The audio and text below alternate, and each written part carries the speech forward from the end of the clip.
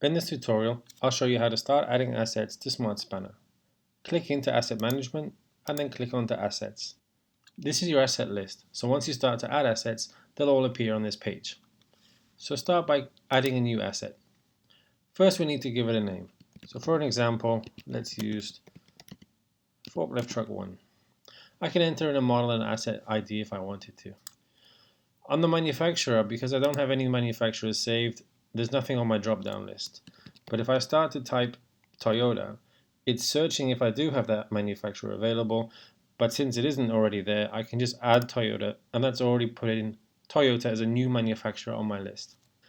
If I've got a serial number or a location, I can put them in. They're not mandatory, so I'll leave them for today. And on the site, as we set up before, facility A, facility B, or I might put this into a pool of vehicles. So I'll click vehicles for today. Now that's all I need to hit save and put the asset into the system. So my first asset is now on my asset list, and I can keep repeating that process to add all of my assets.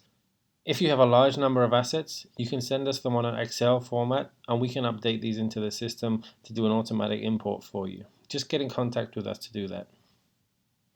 So now I have my first record. I can open that asset record, and once I start to create tasks, I'll start to see the asset history being logged here, any readings for condition monitoring, any files that I might like to upload, which might be images, operation manuals, mechanical or electrical diagrams, or I can add notes, procedures, or spare parts. We'll get into this in more detail in a later tutorial, but that's how to start creating your assets, and then you can move on to start creating tasks for your assets.